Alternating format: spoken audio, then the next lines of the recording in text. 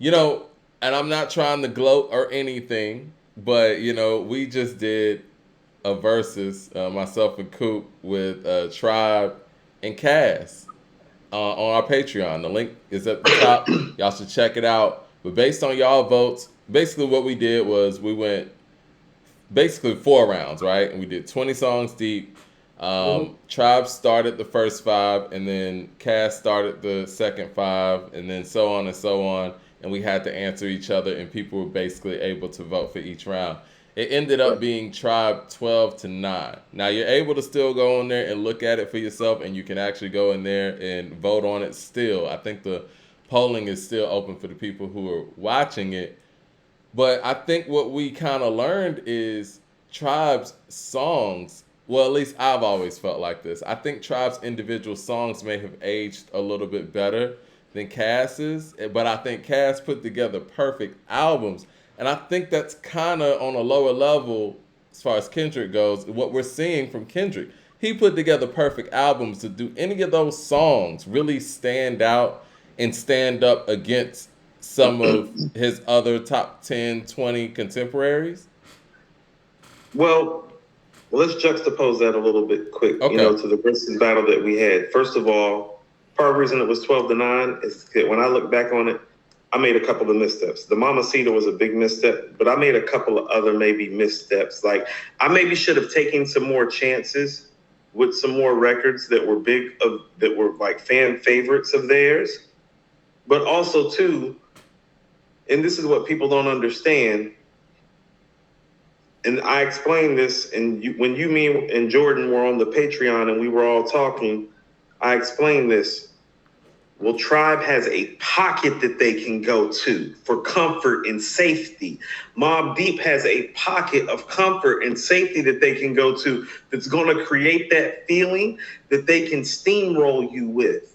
And I and so when you're doing Tribe's playlist, well, people were like, well, I was surprised it was so close. It's like, no, it just felt like Mike was steamrolling me because Tribe has that pocket. And when you start playing the great shit out of that pocket, it's like, oh, well, that's some of the best rap shit ever. When you're hearing some of the best rap shit ever from Outkast, you're hearing about 3, 4, or 5 different pockets. And so you're all over the place. So it really comes down to the quality of the song. And it's like the quality of the song just has to be better than the quality of the Tribe song, clearly, in order to win it. And that's the problem with Outkast. It's not that the songs aren't great enough. See, with Kendrick, I think it's just some of the songs aren't great enough. Outkast has great songs. They just don't have a pocket. Because here's the thing.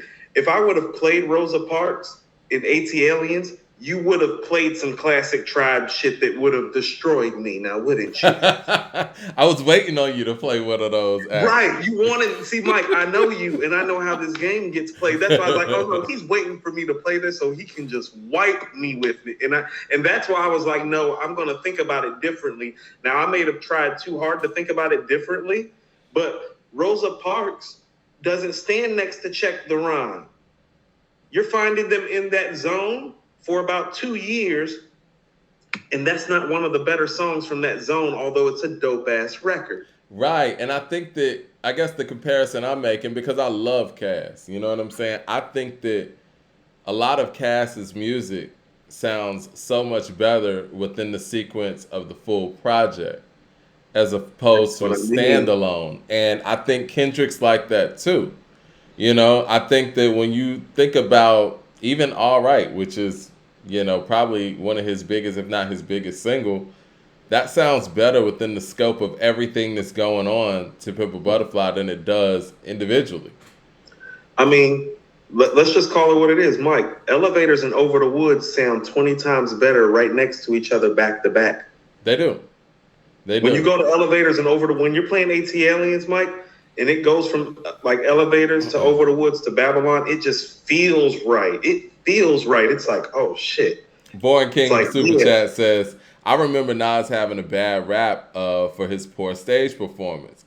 Can we please end that narrative too? Nas checked more boxes than any rapper ever. That's interesting because I was part of that too because I had that DVD that he No, that's did true. around I want to say around Godson time when The he was Godson DVD, yeah, where he couldn't do one and his mic. breath control was terrible on there, and I I was was about to like, say, hold yeah, on.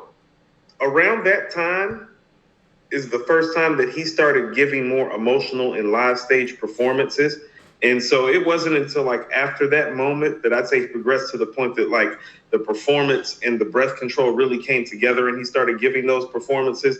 So if people are talking about like I'd say the first what 6, 7, 8 years worth of shows, no, mm-hmm. there's some validity to that. Like he's not flawless. He's even joked about it like in interviews where he's talked about how tough it was for him after recording Illmatic as a young man. He's like, oh shit, I got to go perform these songs live. Like he wasn't prepared for that as an artist. He talks about it. I think it's like he did a Charlie Rose interview where he actually talks about, he's like, oh yeah, I got to go perform like this shit now. Oh, wow. It's like, oh shit, I got to like go do New York State of Mind. Like I got to do that word flip on the second verse on The World Is Yours. My daughter's life will be my resurrection. All that. Like he's like, oh yeah, I got to do that live. Yeah, you do.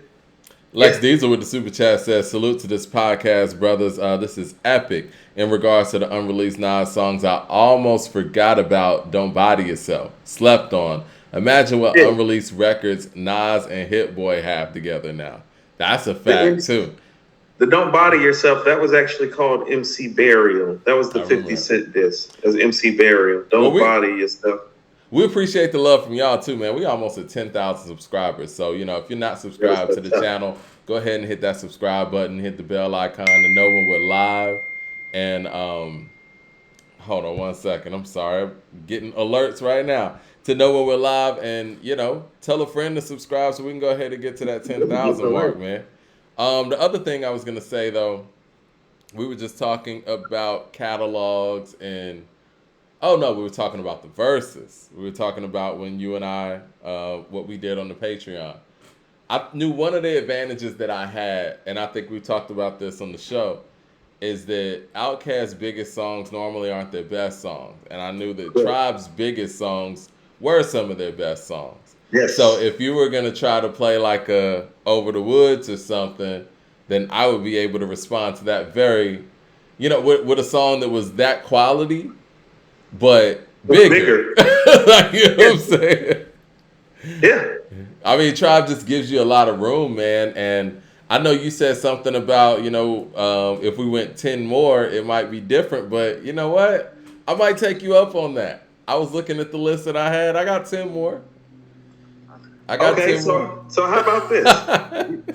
We'll take the tally up and we'll do 10 more. And you want to know what I was thinking?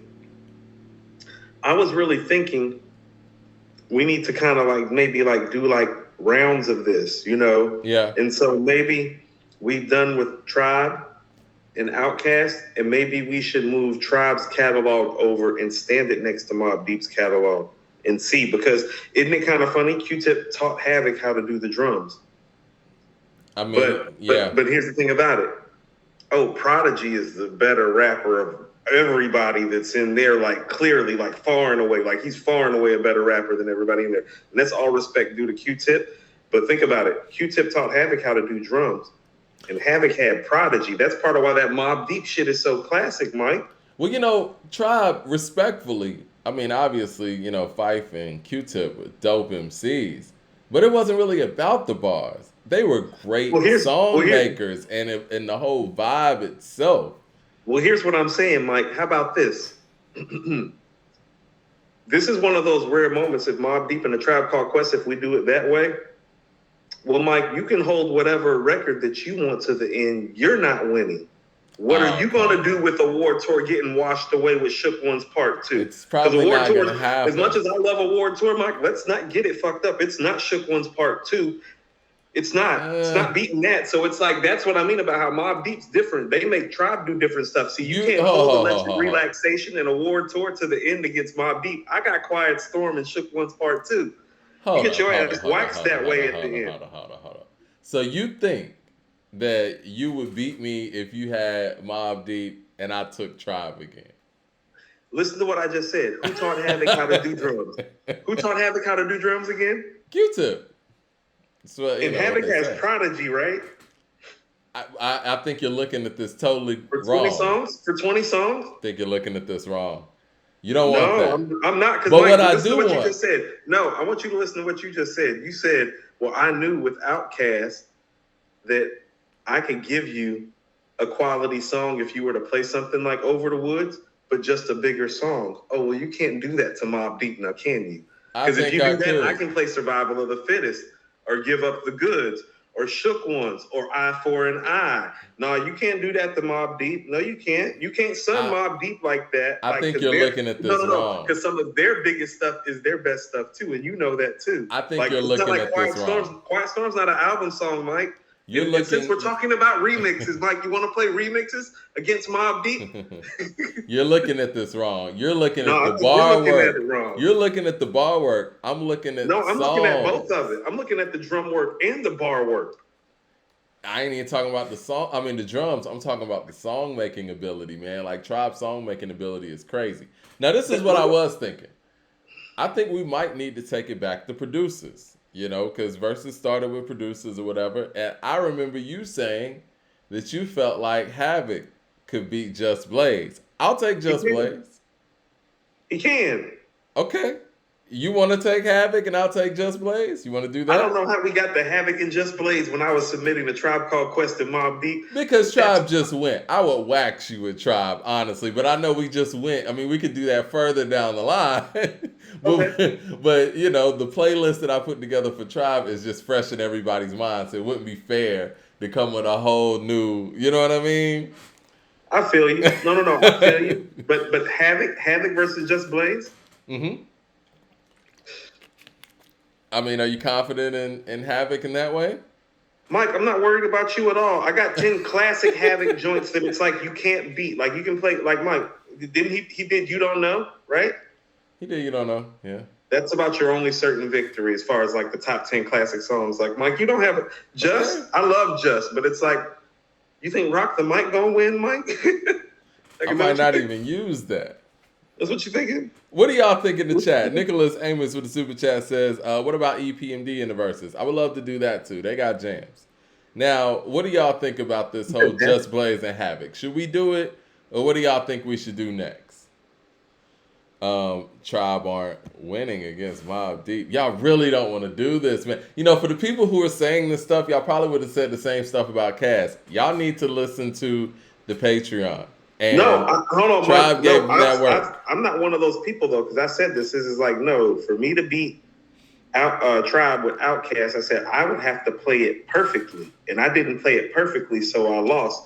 So that's understood. That's respect the Tribe, because I feel like Outkast albums and overall song making ability from beginning to end is better. But that's the thing about it, Mike.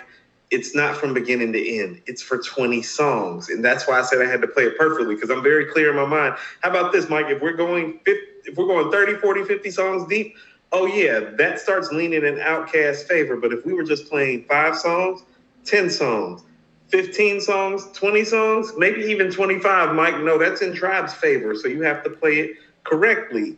You know, I'm not saying it can't be done because it's Outkast. I'm saying, no, How about this? If it was a heavyweight fight, Vegas was taking odds. A Tribe Called Quest should actually be favored because they have more knockout power, and the skill set and the reach and the length and the height and the weight are comparable. It's like, well, height and weight's comparable. Oh, well, length is comparable. Reach is comparable. Age is comparable. It's like, well, who's got more knockout power? That's where the odds go. You know, I really power. wish you would have picked Mobb Deep, because I hated giving Outkast that work. I would have loved Mike, to. you didn't know Mike. First of all, Mike, let's back up. First of all, you didn't give me no work. It was 12-9, and I made a mistake, so it probably should have been 11-10. So, like, stop acting like you gave me some work. 12-9 is not giving me some work. You just won. Jason says Kanye versus Tribe. Yo, this is what I will do. Would you take Dre and I take Kanye on the production end? You down to do that? Why do I have to take Dre? Okay. No, hold on. When you're saying, who would you take against Kanye? Who would you take against? Hold on, Kanye? no. Hold on. On the production end, since we're talking about it, I'm assuming you get to use Kanye records too. Well, you get to use Dre records. Of course I do. I need the Chronic and I need the Yeah. Chronic 2001. Like, So yeah, that wouldn't be fair to say one person couldn't use their, material and the other one can't. Okay. No, I'll take Dre. I never thought I would like hesitate like to take Dre. It's just like I know what Ye shit look like up and down, and I've actually been on like a little like Ye kick lately. So Yeah, it's pretty phenomenal, Mike. Some It is. phenomenal stuff going on in there. it You know. is. But see, Dr. Dre's top of the top stuff is very, very tough to beat. I mean, Mike. I mean, Somebody how about said this? Kanye versus RZA. You want to take that instead, or no?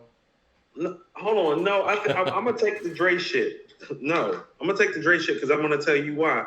Because you're gonna maybe potentially like. How about this? Some of RZA's best beats are not as well known as some of Kanye's biggest beats. Like Yeah. the mass. Like we know shadow boxing, but how well does everybody else know shadow boxing? Dre's a little bit different. That's more appropriate for star power. No disrespect to RZA. Well, I think our RZA, audience knows shadow boxing pretty well, and the format our that we were audience playing. does. Like, how about this? I mean, I think RZA's highest work. I told you, Mike, RZA's highest to the highest better than both of them, but it's I like for agree. 20 songs though. For 20 songs, but see, again, on this very podcast, when we first started, might have been our first or second episode or something. Dr. Dre versus RZA. Yeah, I Or took DJ Premier RZA versus over RZA. Premier. Yeah, I took RZA over Premier because I understood that RZA's highest of his highs are just better. I mean, do you want to take Premier on anything? Like, Hold on. You want to know it? Let's set up a couple. Hold on. Okay. What are we doing? I really want to do the Just Blaze and Havoc on Monday, if you're down to do that. I don't think the people want that as much, but What do the people want? Y'all want? Hold on. What were you going to propose? Check that off. We're going to do the Havoc and the Just Blaze because you've been talking about that for a minute. Every time I talk about Havoc, you bring up Just Blaze. Like Just Blaze got some shit for Havoc. You keep bringing up Mobb Deep like Tribe wouldn't have given them that smoke. Like, come on, man. I mean, okay, Mike. I mean, here's what you have to understand. So let's say, how about this, Mike? If we're making a list of the top 10 hip hop groups of all time, Yeah. A Tribe Called Quest is probably like 4th or 5th, right? But Mobb Deep's like 7th or 8th. Stop acting like it's some gap. Hold on. 4th or 5th. Who are the top hip hop groups of all time then? Well, Wu-Tang Clan's number 1, Mike. Okay. Wu-Tang Clan ain't nothing to fuck with. Okay, no. Let's keep it a buck. I love Wu-Tang. But we're talking album work, you're gonna have this if album we're talking about right album now? for album, because if we're not counting the solo stuff, if we're talking about the album work that groups have done, is Wu-Tang number 1 still? Or are we giving Wu-Tang number 1 because of all of the solo stuff? How about this, Mike? I'll tell you this. Well, that depends. How about this?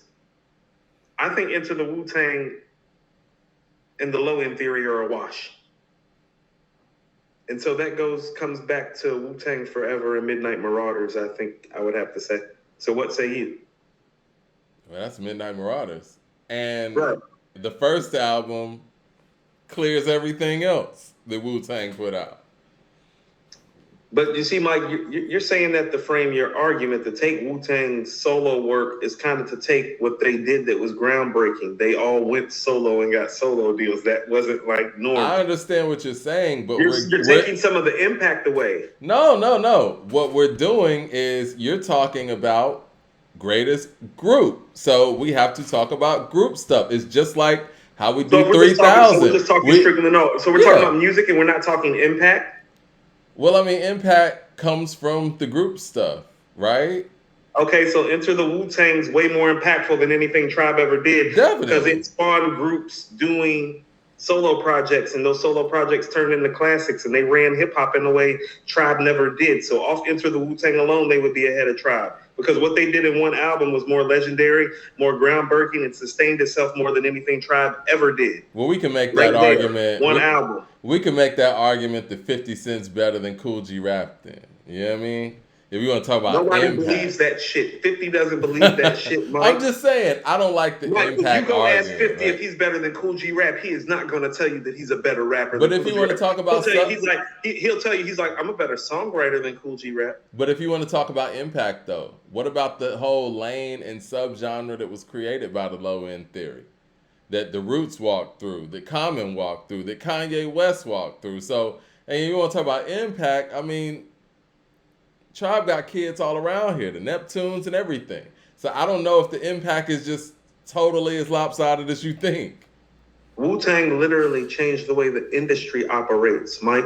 Well, like I said, Tribe got kids everywhere, and they Yeah, created they a got whole kids. They didn't change the subgenre. way, Mike. They didn't change the way a structure operates. They changed the way that a They whole changed the way music sounds. People have been doing yeah, that since music started. yeah. Very few people come along that change the structure of how an industry is structured. We'll go into It detail made on how it they made them changed the no. It made structure. people, Mike. It made people go Bobby Brown in hip hop. Is what I'm saying. It's like, hold on. It's like, oh no. These niggas is really all talented enough that they can get solo deals. Not Yeah. one dude go solo. They can get solo deals. Everybody can go do their thing and make some money. That was different in 1993. So, I don't care how Tribe can have all those musical kids they want. We're talking about somebody that changed the industry but you're standards, talking Mike. about the They impact, and went, they went, they you're went, you're they talking went about platinum going grimy, Mike. They went platinum in 1993 off grimy shit, Mike. Like, what are we doing I here? understand what you're saying, but you're talking about impact and changing the structure. Well, who walked in that door and followed that same structure successfully? Mike, Because I if the mean, impact is there, then you could name me like 5 or 6 other Wu-Tangs that did that. no, I can name you all the other groups that broke off afterwards and went solo, though, which is almost all of them, which is Who is why we that? barely don't have groups now. Who? Goody Mob, Mike. Hello. Really? Is that where you're gonna go? You So wanted you're to telling keep it down me here. No, Mike. I want to keep it right in your backyard. Did Goody Mob not break off and go solo? CeeLo did? No, CeeLo ain't Come the on. only one that's released solo work. Correct Come me on, if I'm man. wrong. So you're Have they telling all? me, Have come they on, released cool, solo cool, work, cool, Mike? cool, cool. All No. right, first of all, Answer, we gotta when did do they come out, Mike? Answer me 2 questions. When did they come out, and did they release solo work? cool. First, I Came out want in to give 1995. a brief history lesson. CeeLo was already solo. The Lumberjacks, which is Timo and Cujo, were already a duo themselves, and Gip was already a solo act. They actually came together to be Goody Mob because it just made the most sense at the time. So them going solo, quote unquote, is not really them going solo. They were already solo artists anyway. Hey, Mike, I appreciate the history lesson. They got packaged up as Goody Mob. That's how they got remembered. I'm asking you what year they came out and if they went solo as Goody Mob. You're talking about what happened before Goody Mob happened. I'm talking about Goody Mob, the group. You're talking about what happened before the group came together. Okay. You're talking, So you got Goody Mob and what else? What But if when you're Goody giving Mob the is your history lesson, example? Mike, when you're giving the history lesson, you're talking about what happened before the group came together. I'm asking you, once the group came together, did the group break off and make solo projects? Yeah, In they multiples? did. They did. Yes, that didn't happen before Wu-Tang Clan. It happens all over the place now. That's all I'm saying. So that never happened before Wu-Tang. Prodigy and Havoc, Mike, Mobb Deep. So that never happened before Wu-Tang. Hold on, let me get to the super chats real quick. Jay Short One with the super artist, chat. Mike, not multiple artists. One artist. As in Ice Cube went solo. Exactly. Jay Short with the super chat says, what about Scarface? He exists, right? It happened before Wu-Tang. Like I said, one artist. Willie D had a solo album. No, Willie D had a solo album too. He did. Who? Willie D. Jay Short with the super Willie D chat solo album was says, kind of dope. So was Big Mike's. exactly. Jay Short with the super chat says, Tribe has melodies and an ease to their music that catches you the first time you listen. I love Mob and Cast, but their music has too many layers for Verzuz. Let's see. It's another super chat. Jay Short says Primo versus Kanye. You down to do that? I mean, I really want to do what what the people want to do. Like Primo Kanye is cool. Like however you want to run it. Like I like the Kanye Dre thing. I think that's just more exciting. I think so too. Jason says RZA could beat Ye on some rap-ish. Eric Terrell with the super chat says Organized Noise versus Dr. Dre. Now that one I'm not willing to take. Yeah, you want to know what I do like? Like I would do the DJ Premier RZA thing again. You know what I'm saying? Like I felt that was an appropriate battle. I mean, Mike, I think in a lot Primo of ways, messed up. You know, we always talk about how the J Electronica review that I wrote is kind of like how this podcast kicked off during the pandemic because we went live and talked about it and we got like a lot of views on it. We're like, hey, we should keep on doing this. But Mike, and it's still one of our biggest hits to this day. when we did that DJ Premier RZA thing, which I think was the following week, it was like literally the second show we ever did. Correct? Mm-hmm. Something like we got that. 9,000. We got 9,000 views when we did that, and I'll never forget. That's the show that actually made me believe that we could actually do this, because I was like, we just got 9,000 views for talking about DJ Premier and RZA. It's like we might be onto something. Right. Well, Right. to go back to that episode, I remember thinking that when Premier played that Christina Aguilera, Ain't No Other Man, I was like, yeah, this is over. That was a big misstep. I don't told you understand he need not play that. I told you if he was going to play one of them records, he needed to play that All In Together with Method Man and Limp Bizkit. That shit was hard. That beat was and stupid. you know what? Now that you bring that record up, I want to remind the audience. Fred Durst has rhymed over a Premier beat, and Eminem has not. You're about to go there. Oh my God, you were Fred so petty. Durst has Petty rhymed level. over a Premier track, and Petty Eminem level. has not. And Eminem also hasn't responded to the Black Slim Shady. Okay, we can continue.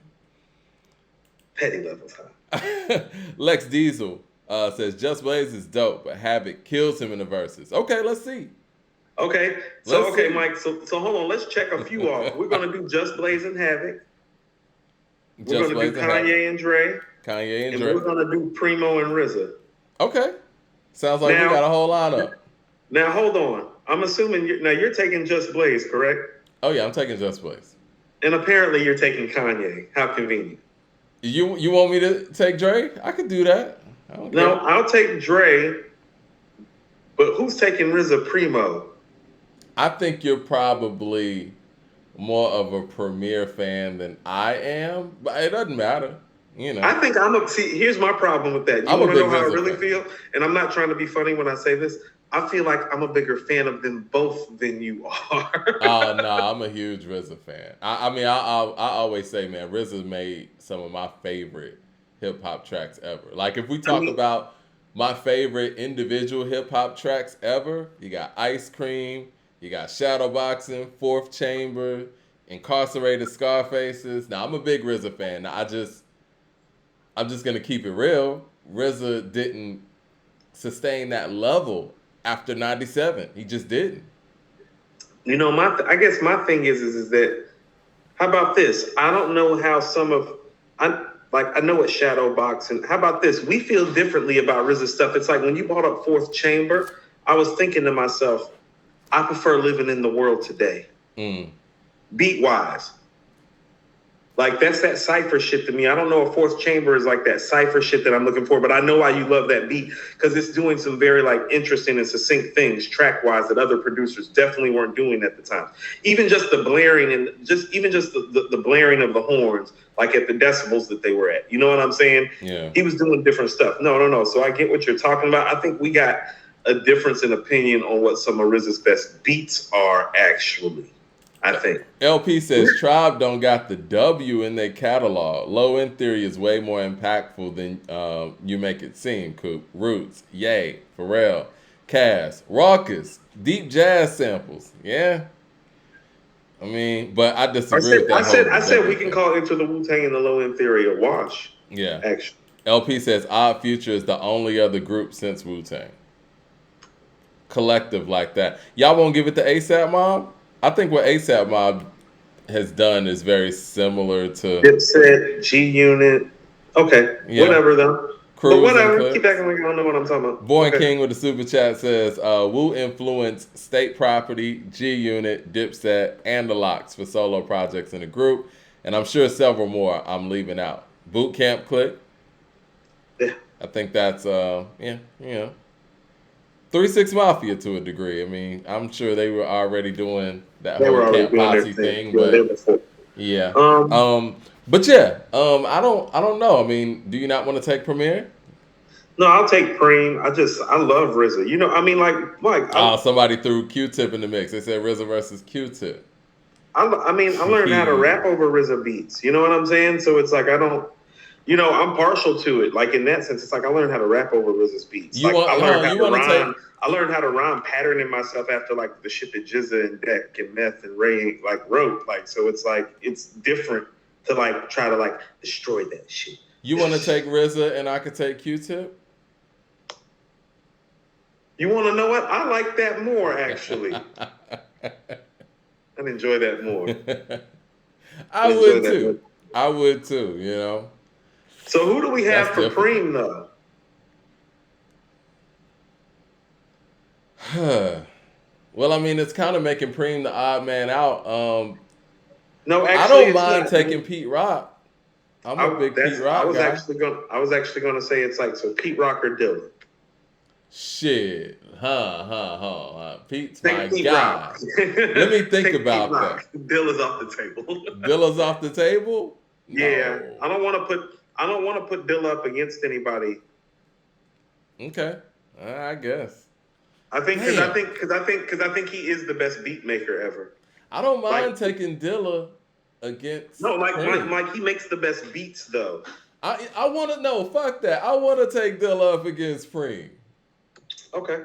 Yeah. Let me take Dilla up against Preem because, you know, I know Preem gets carted around as the GOAT as he should, but I want people to understand how, you know, people aren't just saying Dilla's name because he's not Ooh. here anymore. You know what I mean?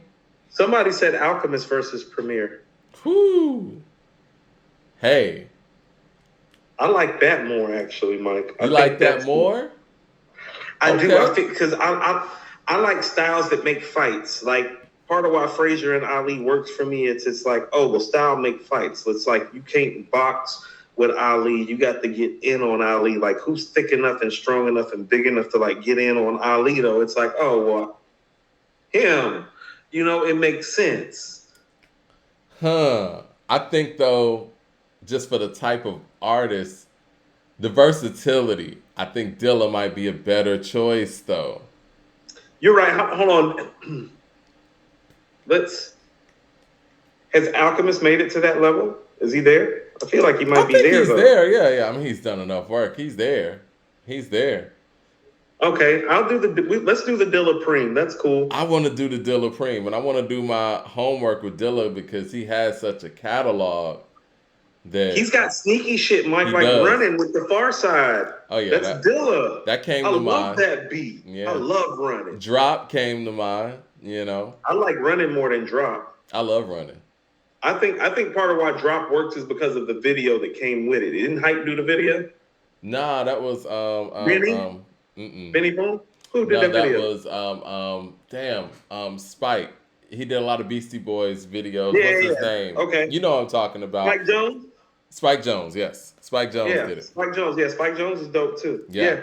But I think part of why Drop works is because of the video. Didn't Spike Jones do Sabotage? Sabotage is crazy. One of my favorite videos of all time. Yeah.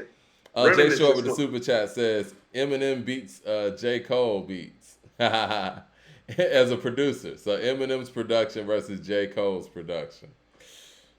Primo versus Eric Sermon. Nah. Hold on. I'm gonna be honest, man. Outside of the early EPMD to maybe like hitting switches, after that I really wasn't a fan of what Eric Sermon was doing production wise. Okay, so in the late 90s. I'm not a big fan of the EPMD stuff, but the beats are dope. But I think some of his funkiest stuff is like sprinkled in, like that Muddy Waters shit. Like, how about this? That Muddy Waters El Nino time, Mike? I actually think his best beats are there because I think he had grown as a producer and gotten to a point where his sound had been crafted and sounded a certain way, and he got more agile once he found his sound. So I love the Muddy Waters El Nino time Eric Sermon beats. Actually, I want to get these. I want to get these down that we're doing. So we're doing Just and Havoc. We'll do that Monday if you want. Okay. No. I gotta get my playlist together, Mike. People are saying we're disrespecting Primo. I don't think so. By putting them up against Dilla? Are you smoking? Yo, I'm excited about this one.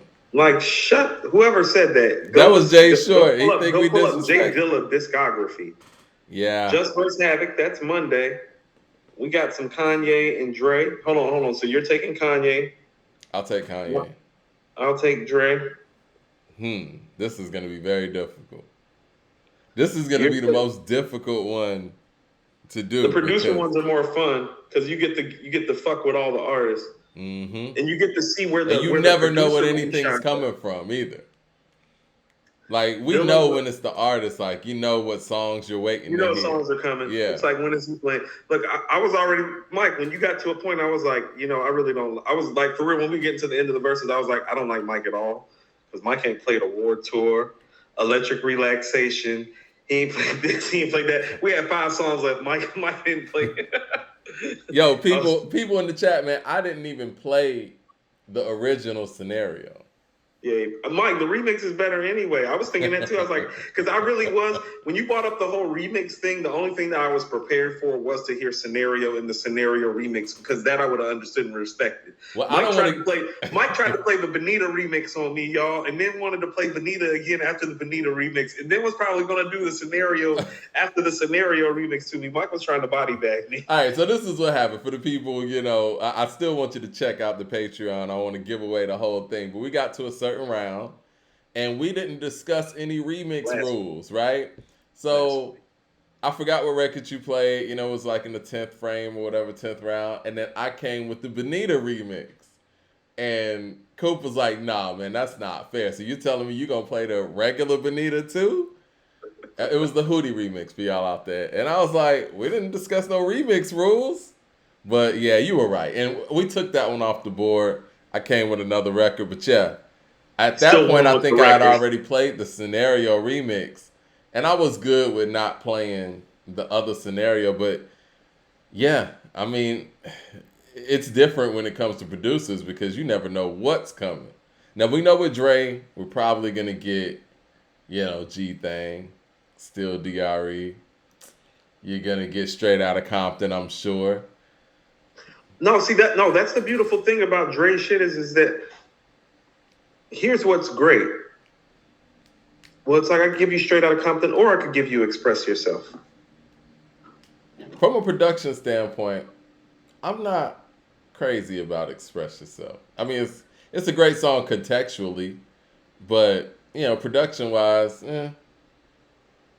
I could take it or leave it, And here's the other problem too. I'm gonna tell you the biggest problem with some of Dre's stuff is like, well, some of his best beats, at least as far as the early part of his career, where they're on Niggas for Life. It's like, how does Niggas for Life play during the verses?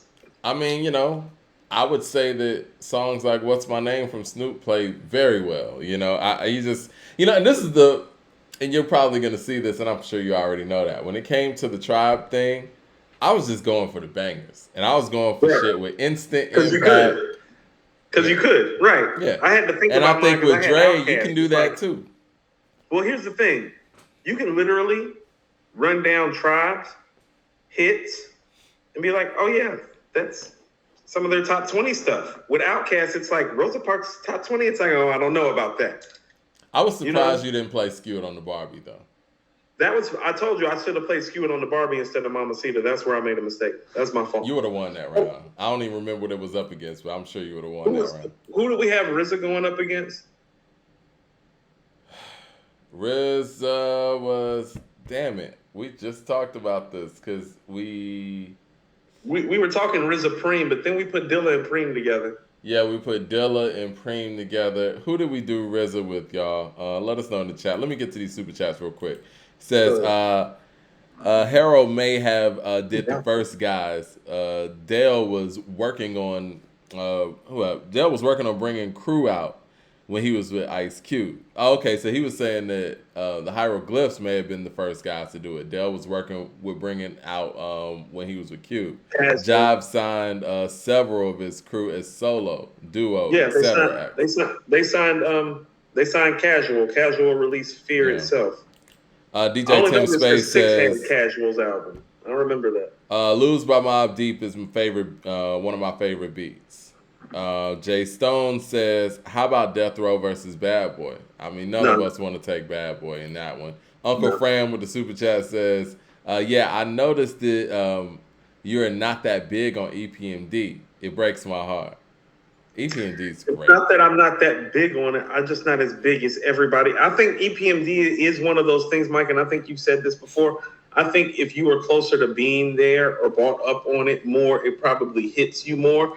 And my big cousins that put me on, like Six and Vici, like they played EPMD and they bumped it, but that wasn't what I was drawn to. I was always more drawn. We said RZA and Q-Tip, by the way.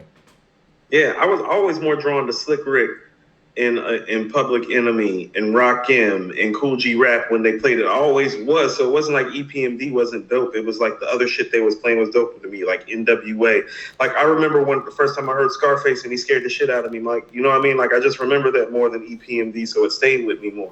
I think You know? EPMD is probably a precursor to Tribe in a sense where you got two MCs that are not like, slaughtering type of MCs, but they're about making dope songs. You know what I'm saying? Eric Terrell with the super chat says, "Organized Noise. What's wrong with that? They have tons of hip hop and R&B. Atlanta Legends sounds like Southern bias. Guess you got to be from New York to get love. No, I love Organized. I think Organized is one of the best ever. I just don't think that their catalog's long enough to fuck with Dre. I think you put Organized against Dre or something. I think Organized is some of the best, and I wish they would have kept going. But I think Organized had a run very similar to like Manny or Beats by the Pound. So it's like, and also too, if we're gonna do production, I'd rather put them up against a production team. So I tell you this, yeah. it's like Speaking of which, I was just listening to Sleepy's theme last night. Classic, very understated I was project. thinking, hold on, Mike. I got something for the guests that felt that way. What do you think about Organized Noise versus Trackmasters? Same time period.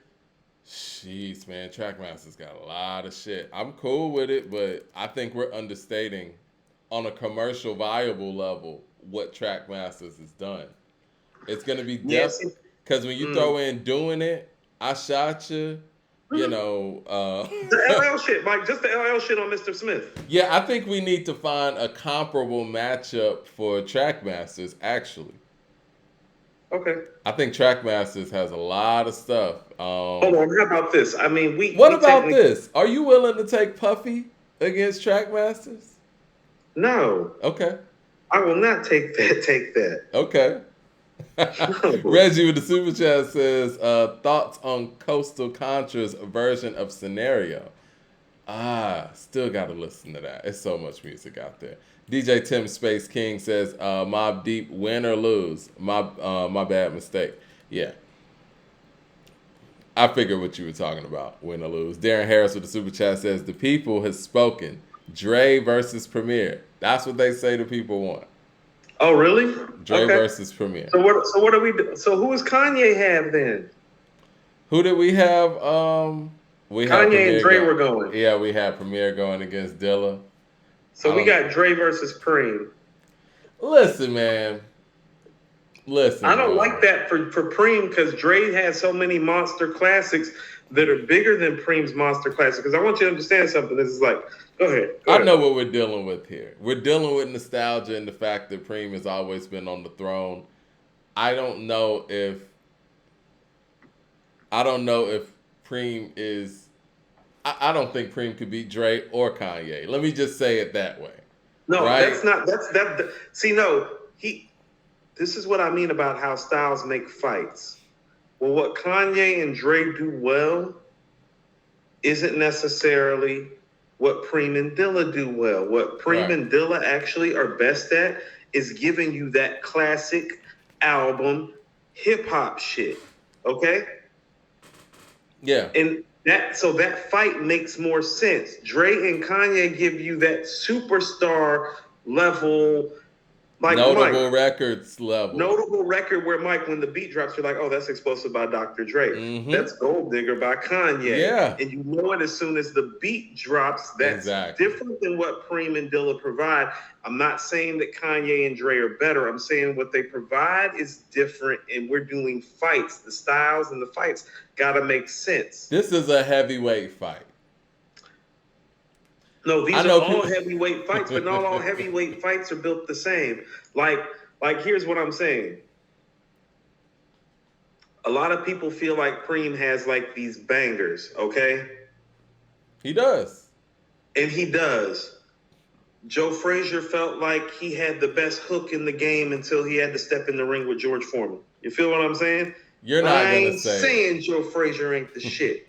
I'm just saying when he got in the ring with George Foreman, Foreman knocked his ass around because styles make fights. He stood a better chance of beating somebody like Ali because what Joe Frazier did well is what George Foreman did well, and George Foreman's bigger and stronger.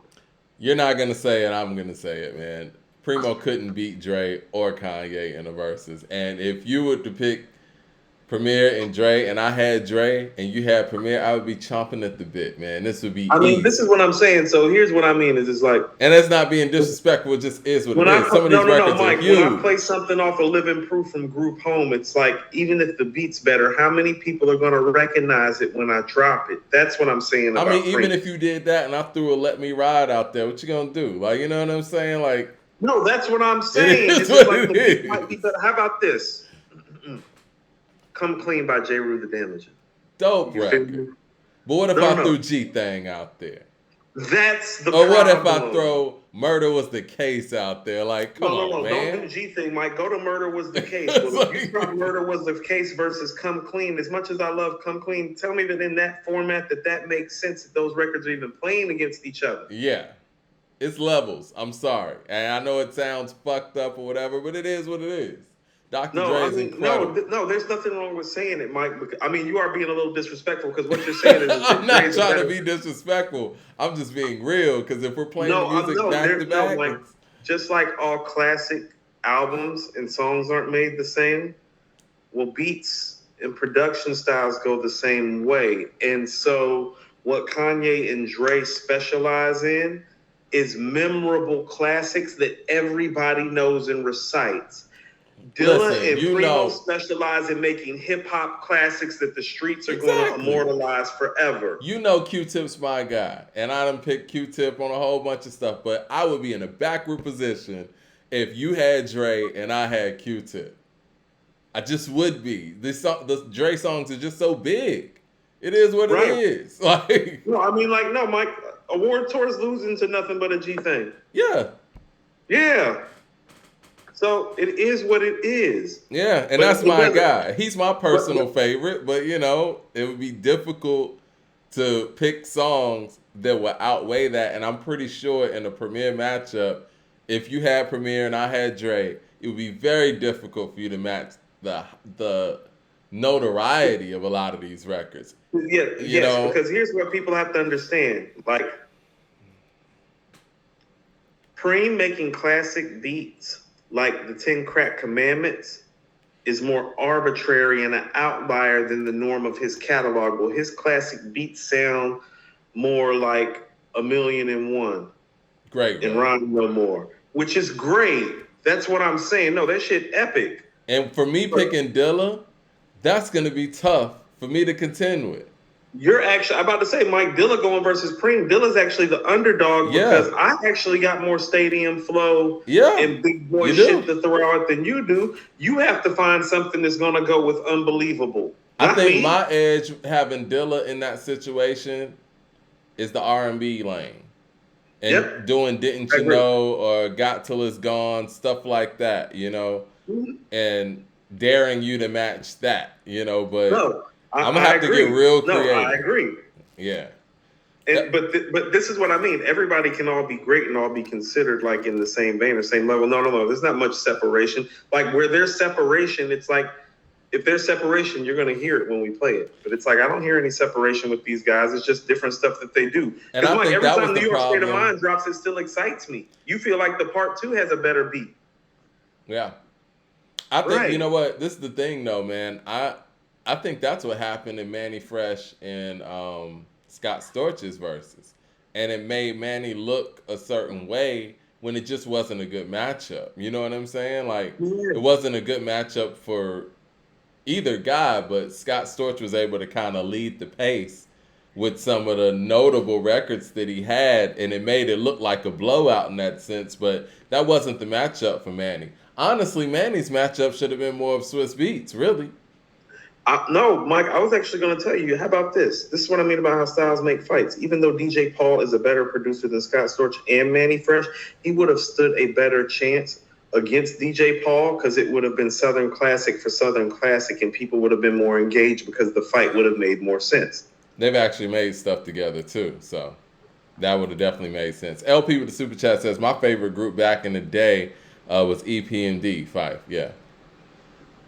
I remember that. You could tell it. I mean, I remember when Fife said that. His rap style, I mean, he kind of sounds like Eric Sermon. Sometimes, like And with his De rap La style Soul for earlier. creativity. And whenever I go solo, my favorite rapper will be me. Jay Short with the super chat says Primo will always win. Nostalgia too strong. I don't know.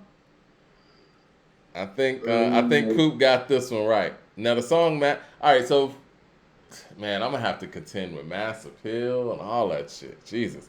Jay Short with the That's what super I chat mean. says Dre's beats may be better, but MCs brought their A game with Primo. How much do rappers' performance factor into the production battle? I mean, you gotta look at the Patreon that we did. I think it's more about the effect of the song. That's what I was noticing because here was the thing: some of Outkast's best stuff. Well, how about this? Coop's like, You were listen to able, the rap, Shaw. I'm like, man, people grooving right now. It's- right? How about this, Mike? Because Tribe stuff because Tribe has a pocket mic, you could pretty much just lead off every record from the top. You feel me? Like I yeah. had to pick and choose my spots, like to win. That's what I'm saying. Is it's like, oh, I may not be able to beat you with that first verse on Elevators, but I'm beating you with that third one. You feel me? And Mm-hmm. so that's where the mic performance does matter, and that's why I've always told you, well, RZA's really a problem, and Primo's really a problem because, well, Primo's best stuff, Mike. If you're really gonna get down to it, well, you're probably at some point you're gonna hear Nas, Big, and Jay multiple times. Yep. And so in a 20-song format, you're probably gonna hear Nas, Big, and Jay probably anywhere from 6 to 10 times. Mm-hmm. So you're already in danger. Yeah, man. Listen, And I'm that's all why about taking the underdog, though. And but that's why people know. But I want people to understand. Well, part of why people look at Preem that way, you have to understand the artist bought the A game to his tracks. That doesn't necessarily mean that he always bought his A game. Like, I'm probably not gonna be able to. Like, how about this, Mike? If I play Friender 498 and you don't win, something wrong You're with how probably you not play. gonna play Friend of Foe 98 I'm out not, of but do you 20 get what I'm tracks. saying about how? But I'm just bringing up a rapper who's Yeah. all-time great, bringing his A game to a Primo track, and it's like, oh, that doesn't mean that's an all-time great Primo beat. You're Right. thinking about that how all-time great that guy sounded on that Primo track sometimes. I mean, Like, I'll give you another example, a song that many of y'all love so much. I mean, I Gave You Power. I'm not a big fan of that beat personally, but okay, Mike, it's not that I'm not a fan of the beat, but I'm telling you right now, I'm not picking it or playing it. yeah, you shouldn't. Yeah.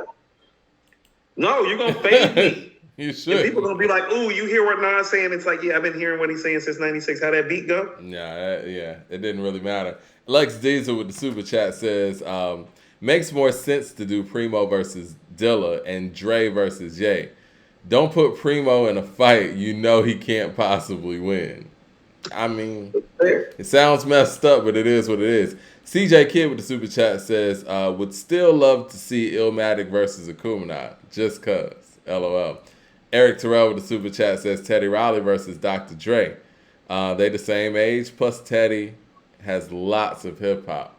I think that's a little imbalanced because one's pretty much strictly hip hop and the other one is pretty much strictly R&B. Now they both have dabbled in both sides, but most of Teddy Riley's strongest stuff in his catalog's R&B, and Dr. Dre doesn't have a lot of strong R&B out there. What do you think about the Neptunes versus Timberland? I mean, it's 2 versus 1. I still think I would fade you with Tim. All right, I'll take it because I'm a big Neptunes You love fan. the Neptunes. I You love the you some Q-Tip. Neptunes. I would love to take that one. I would think love the to take it. Neptunes Timberland one would be like the most fun because it had the most like bounce. It'd be like the most happy shit. Listen, I got a lot. I'm gonna kill you, bro. I'm gonna kill you with this one. You gonna kill me? I'm gonna kill you. I don't think so. I Mike. know the Neptunes catalog like the back of my hand. This is gonna be. How about this? Yeah, this is gonna be tough, man. What if I told you the bangers are comparable, but the Neptunes like bangers like aren't as memorable like as you think that they are, Mike? That's I you feel being a like they fan. are. I feel like their stuff aged better than Tim's stuff. But that could be just me being a Oh, I super feel like their fan. stuff both age comparably, which is like somewhere in the middle. But Mike, this is what I'm saying is like, well, I got shit like one in a million. Well, I knew you were Like you gonna don't say have nothing that. like that. You You don't got have that nothing like one. that. You got that one. Well, I got You don't stuff have like grinding. nothing like What do you have to match that on the hip hop level? what'd you say? Grinding. What do you have to match that? Oh no, Mike, you know how I feel about them. It's like Man. the Clips and the Neptunes. Hell hath no fury, Mike. This is what I mean. As much as I love Hell Hath No Fury, and as awesome and as amazing as those beats are, Mike, if you play some of those beats versus some of this high level Timberland shit, it's like, oh no, don't do that to yourself. Let me clarify what I said though. Grinding you can have. You might even have Cot Damn. Remember Cot Damn? All right, Cot Damn's is shit. Cot Damn sounds pretty epic live too. Listen, all this music's running in my head right now, man. I am Right. going to kill this one, man. No, Listen, you're not. I will say this though: when it comes to one man and the beat machine or whatever, nobody's touching Timbaland. The talent No. level that Timbaland has and the creativity that he has putting the drums with obscure sounds and beat patterns is second to none. But Hey, if Mike, we want to you know talk you about can- putting Mike. together songs, though, you're giving me the Neptunes. You're not giving me Pharrell. So with I was that, thinking about giving you Pharrell, but Mike, if I gave you Pharrell, I would destroy you. Yeah, I'm and not just taking wipe that you one. off the map. I'm not and taking you wouldn't that take it. Yeah, No, you I'm not wouldn't take it if I said Pharrell. You No. wouldn't. You'd be like, no, you're gonna destroy me. Timbaland washes Pharrell any day. But if we're talking the Neptunes, I'll take that one. Mike, all I gotta say is, we haven't talked about the Missy shit. Right. Yeah, no, I'm about great to have stuff. fun with you. Now this is gonna be great fun. Me, I'm I'm gonna super enjoy fly. this one. What you got for the rain, Mike? What did the Neptunes have for the rain? You don't have nothing for the rain. Okay. She's Raps a bitch. to- You got something for she's a bitch? Yeah, I got You got something for lick shots? Get your freak. No, you don't, Mike. Stop I that. got Tim's something for it. crazy. Tim Tim's is prime. crazy. No, Tim's prime just as a beat maker for anybody. Timbaland is Like, the he reason gets why I paid. start paying attention to who actually produced stuff. Like, he's amazing. Rapster with the super chat says, how about Knots versus High Tech? Great producers. I like that. Yeah. Mike, up jumps the boogie. Can I interest you in some up jumps the boogie, Mike? You gonna lose. We might need to move this one up. I We want might to do have to this move one the too. that, Mike. I want to do Neptunes versus Timbo more than I want to do the Just Havoc thing, but that's cool. We can no. We can do that one Monday. I don't care. I would love to do that one Monday. I would love to rock out the nut with Neptune stuff all over the weekend to get my list ready. Mad Max to the super chat says, we want Dre versus Primo, LOL. Ye versus RZA. Put Dilla versus Pete Rock. Ooh. How y'all gonna let Primo and Dre not battle? That's East Coast versus West. Purist versus Pop. Oh man, I just think that I agree with Coop, man. I just think Dre's big records are just too big. So people have to understand. Are you there, Mike? Yeah, you went out for a second. You back. Okay, I'm about to say. I don't know what happened with my signal. Okay, so here's what I mean. Dre, beat wise, in terms of when the beat hits, what it does to you, because Preem's goal isn't to do this to you. Part of Preem makes tracks that are dope that still let the MC get off. Yeah. Okay? So the only time that you really don't hear him doing that as much, but making beats, it's like, but it still bangs ridiculously, are the 3 songs that he did with Biggie. So you have Unbelievable, Kick in the Door, and 10 Crack Commandments. I'm talking about the way it hits, Mike. I'm not talking about the quality beat. I'm talking about when it comes on, it's like, oh, shit. Like, okay, so Dre has like 20 songs like that. You do understand that, right?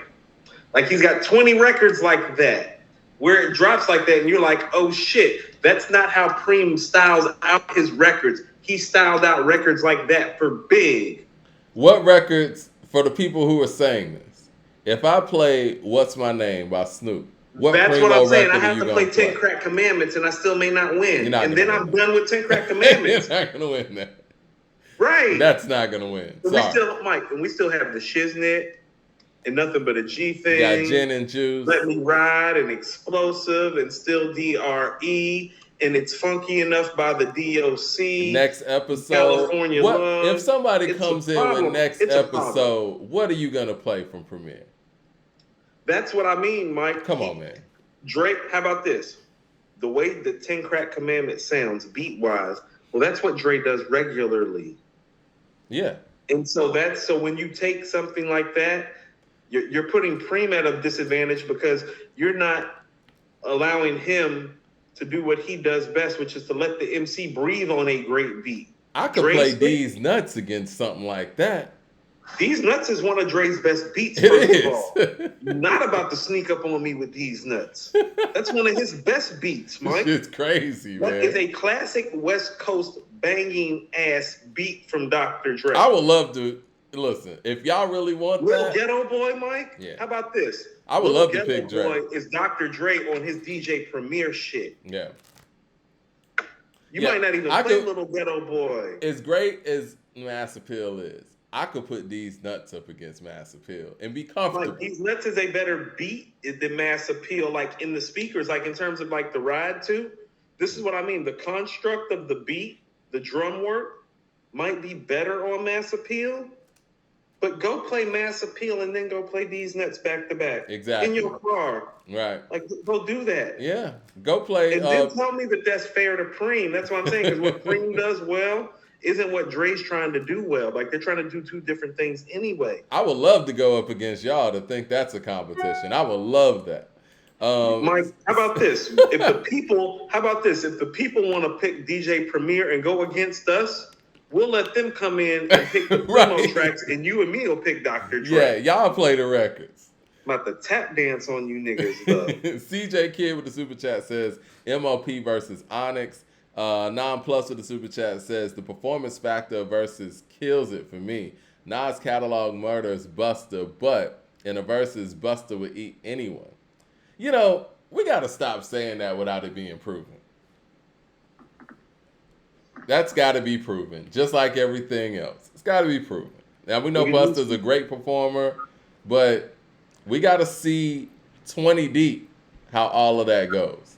Because we did the same thing with Dipset, and we were going on the strength of the records. Now, granted, the performance obviously is a whole different situation when it comes to Busta, but I know we see that in a vacuum, but we got to actually see that before we say it. Now, do you and I want to do a Busta in somebody versus? No? You want to know what? Hold on. I'm just going to pull up some records right quick, and I just want your honest thoughts on how you feel like maybe some of these records have aged from Busta. Because I thought about this because I was working out the other day, and Busta's always good to work out to. So I was like thinking to myself, I was like, but how is this held up? How is Touch It held up? No. Okay. Everything Remains Raw. Very well. Woo-ha. Very well. It's a Party with Jeanne. I think that, well, yeah. Okay. I don't think it's at Everything Remains Raw or Woo-ha level, but No, I think... it's a step under that, but yeah. Because it was a marginal hit when it came out. You know what I'm saying? It was marginal. Yeah. It was just a nice dope record. It was good to see Busta do that on an album format, not be so rah-rah. I love the record, but, you know, it's if he did a versus, he might not even perform. I feel like the point of the record is like, well, Busta's not always rah-rah-rah. He can make a dope single like this. Like, this is the precursor to what's it's going to be in Give It To Me. Exactly. Right. Tear the Roof Off. Huh. I love that record personally, but I never hear it anymore. Me neither, but I still love the record. Yeah. And so that's what I mean. I don't know how to gauge Tear the Roof Off. What about Give Me Some More? I love Give Me Some More. I love that beat. I love what he did to the beat. You know what? Yeah. This is the thing. That was the first single. The Busta Give Me Some More Rhymes. was the first single. Exactly. And I remember when Give Me Some More dropped, we were really excited about ELE. Yes, that shit was But hard. I think that is the beginning of that sound that was developed that became Busta Rhymes sound. That calypso type of thing. Kind of like when you hear a certain beat, you know that's like a Slick Rick beat. But that kind of started with Give Me Some More, I would think. because Yeah, put your no, hands I on my feel that eyes way can too. see and all that's a little different. But yeah, How about this? yeah, I think it's held up remarkably well because I think the beat is still there. When I used to listen to it, I'd be like, man, I'm like, this beat is next level. And yeah. he sounds next level with his flow and his delivery, the way that he's approaching it. If this is what the album is about to sound like, this is about to be his best work. LP with the super chat says, Coop gonna need CBD after this Neptunes and Timbo. Yeah. Hey, first of all, I have you know if I can find the CBD pen, that's actually what I'm on right now. Except for I just put it somewhere. He said, Jay Short said, Coop, are you gonna use Timberlake with Timberland? You could. Oh yeah. Timberlake's fair game too. Little Chico 2020 on you. Patterson says, Dilla versus Madlib. Man, Madlib is crazy. Madlib's crazy. I don't know if he won it with Dilla. You think he won it with Dilla? I don't think so. And I say that respectfully. In the same respectful way No, that I say I that say about respectfully. Yeah. Primo and Dre. CJ Kidd says, What's My Name versus New York State of Mind? See, that's what I'm saying. Like that's what I mean. It's too differential in styles in terms of what it's doing and the feeling that it's trying to create to compare it. And then you just get down to the it's like Mad Skill said on his first single, The Nod Factor. I got your head nodding because your neck nose is fat. Well, That's see, how this the is nod the thing, factor goes. Coop. The nod factor always is going to lean towards, like, Dr. I don't know Dre. if everybody in the chat even saw, the Patreon and how we did it, but let's just think like this, right? If Yeah. you play New York State of Mind, and then I come in there, dun-dun, dun-dun, dun-dun, dun-dun, wah-dun-dun, it blows it out. And if I start off with that, you're not gonna play New York State of Mind to follow that. It's just No not way. gonna happen. No way. Not a chance. So it There's just not doesn't a chance work that I would like do that. that. It's like, I'm not going to risk losing that all-time great record. No. To that No. energy. The energy is different, man. Mad Hold Max on. says New York Hold on, State Mike. of Mind Let me is finish. like you can have the size with these nuts and Premier's still gonna win. Y'all think that. You Okay. keep saying that till it start coming through the speakers. That's what I'm saying. Mm-hmm. We just played it live on Patreon because even some of the Outkast stuff, Mike, when I was playing it that I knew was their classic stuff, I was like, it don't sound as classic as the Tribe stuff when I play it. Like, The one thing that I played and kind of felt like, this went better in my head than it did live was when I played Vibes and stuff. I was like, yeah, I'm about to lose this round. But no, you lost that. But that's what. How about this, Mike? When I played Over the Woods, and I realized that Over the Woods wasn't hitting as hard as like Tribe's 10 best records at all. In my mind, like when I heard it, I was like, I'm about to lose this battle. I was like, because Over the Woods is it's like epic, classic, quintessential Outkast type shit. And I was like, oh shit. I was like, Over the Woods ain't hitting like.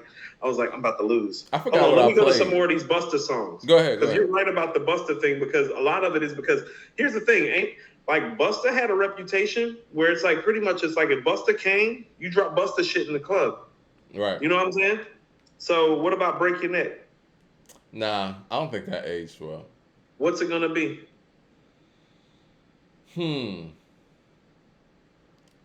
I'd say similar to the John A thing. I feel like on a bigger level, and I feel like the women still love the record, and we can't take that away. Okay. Like if you play that, the women are still gonna sing along and get nostalgic and be happy that you played it. Okay. That was their jam. That was the jam that he made that got them involved. It's like, oh, he got a record with Janet. Be like, okay, I see you, Buster. You know what I'm saying? Mm-hmm. Like, okay, this nigga big time. You know what I mean? What about well, I Know What You Want with Mariah Carey. He got Janet and Mariah. I never liked that record, but the record's big, and it's probably his longest lasting record. I love that beat, Mike. That beat hard. That beat got that vibe. No, Mike, that's almost got an island type of rhythm to it. You know what I mean? I love the beat. Put Your Hands Where My Eyes Can See, of course. Yeah, that's the one. Yeah. Like if I'm picking Busta, I'm playing that last. Huh? Is that his seminal record? I think so. Yeah, I'm playing that one last if I pick Busta. Okay. Yeah. Yeah, so I think a lot of how we feel about Busta would be how we feel about those records, because I feel like those were the singles that got released while he was in his prime, right? Did I miss some records? Well, features are gonna weigh heavy when it comes to him. Yeah, but I mean, I'm just talking about like when you're looking at like the classic shit that he made that bangs out. It's like, of Right. course, the feature game because that's part of where he got his notoriety. But it's like as far Right. as his shit, how did his shit hold up? I think that you kind of covered most of it because I don't think Dangerous or Those even are Fire It Up borderline. remix or anything like that's gonna. And Like I one love with these Erica records. Badu. How about this? Like one with Erica Badu, I would play before I play Dangerous because I feel like it's a better record. And it's got enough of a vibe to it and enough of his fan base knows the record, I would hope, at least. You know what I'm saying? Mm-hmm. Man, I'm sitting here thinking about this Neptune thing in my head right now. Yeah, I got some work to do. LP Oh, you do, says, Mike. You do, Mike, because I can just go listen to Aaliyah's One in a Million and go listen to some Missy albums, and I'm like halfway home. "Oh, listen, I'm Halfway a home. huge Timberland fan, so I already know where you're going. You know what I'm saying? Right. Mike, you have a lot of work to do, Mike. Just like I'm a huge Outkast fan, so I knew where you were going too. So I'm Right. thinking I'm playing chess in my head right now.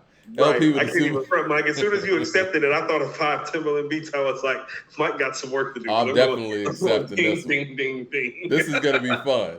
LP says they go crazy when Busta Rhymes performs these songs, even if the song isn't as big as it used to be. His Okay. performance will give Busta's washing 95%. Now I do think that's a big part of the fact that not a lot of people want to stand on that same stage with him from a performance standpoint. I think that KRS would have been a really good matchup for him performance wise because they both have such big voices and are able to do so much with their huge catalogs. But I think that the era differences kind of got in the way with that. I think LL would have been a good one performance wise, but I think LL's music is just too LL great. and Kane would have been better performance wise, style wise, and KRS and Busta, the energy. Yeah. Kane can perform with anybody that's on a high level. As a I matter of think fact, Kane might be the best performer you ever want in to know hip what, hop. Mike? You just literally jumped in my head and spit the words out about 2 seconds faster. Because when I thought to myself, I was like, hold on. I'm like, Kane can perform next to all these guys at the drop of a dime, and there would be no problem with it. And that would make And him he the best performer. dances on top of that. We just saw with Offset's performance on Jimmy Fallon how difficult that shit is. You know what I'm Think about saying? this. No. I mean, no, not even this, Mike. But I mean, lyrically, if you combine the lyrics with the delivery, he's better than all of those guys, technically Exactly. speaking. And he dances on top of it. Yeah. And I think he might have a better voice than all of those guys, except for KRS. Yeah, I think that's our top three. He's a bit. When it comes to performances, I think that it might be Kane, KRS, Busta in that order, in my opinion. No, Mike, you might be right. I would throw the Roots as a live band in their prime in that collective. But if we're just talking solo MC live, I would put DMX in that conversation in his prime. Well, the thing is, though, I'm talking longevity with those three. We just saw Kane and KRS last year. Oh, yeah, if you're just talking the overall impact, I hate to say it, it's like, no, I don't hate to say it. It's like, no, it's Kane because it's like, well, Kane's comparable to all you guys, and Kane can dance and keep his breath still at 50. Yeah.